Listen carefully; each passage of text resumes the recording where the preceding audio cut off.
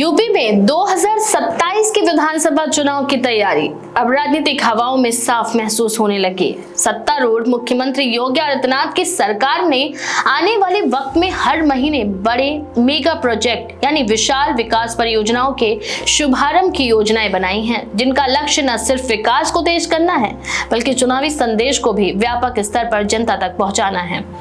सरकार की योजना के तहत ये प्रयास किया जा रहा है कि 2027 के चुनाव आने से पहले राज्य भर में लगातार विकास की दिशा में काम किए जाएं और इन कार्यों के माध्यम से ही जनता को ये विश्वास दिलाया जाए कि शासन विकास के एजेंडे पर केंद्रित है। इसके लिए कई बड़ी परियोजनाओं को अंतिम चरण तक पहुंचाया गया है और कई कार्यक्रम के लोकार्पण की तैयारियां भी जोरों पर हैं। पिछले कुछ महीनों में केंद्रीय नेतृत्व और प्रदेश दोनों ने मिलकर कार्य किए हैं। प्रधानमंत्री नरेंद्र मोदी भी कई अवसरों पर इन कार्यक्रमों में शामिल हुए और सरकार की उपलब्धियों का संदर्भ देते हुए विपक्ष पर निशाना साधा, ताकि डबल इंजन वाली सरकार की क्षमता का संदेश मजबूत तरीके से जनता के समक्ष आ सके।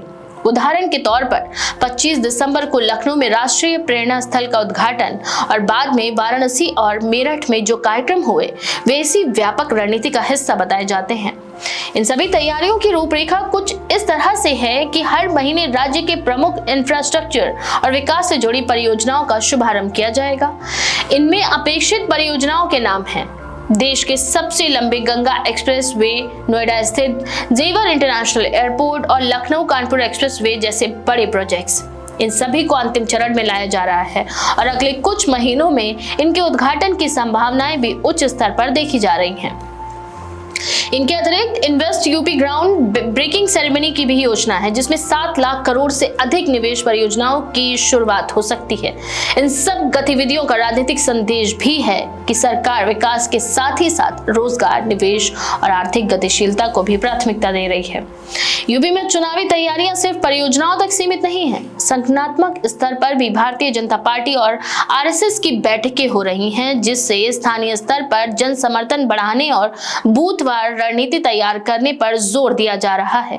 इसे 2027 के मिशन के लिए एक समग्र योजना के रूप में देखा जा रहा है, जिसमें न सिर्फ विकास एजेंडा बल्कि संगठनात्मक मजबूती भी शामिल है।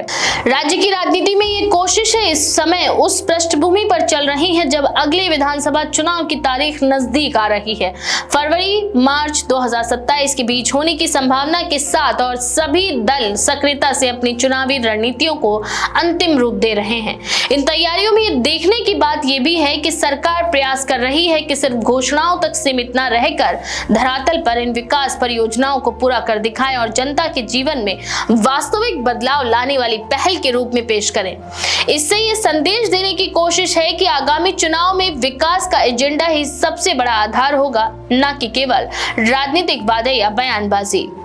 इस बारे में आपका क्या विचार है? अपनी राय कमेंट में जरूर लिखें। ऐसी और भी खबरों के लिए देखते रहें भारत 19।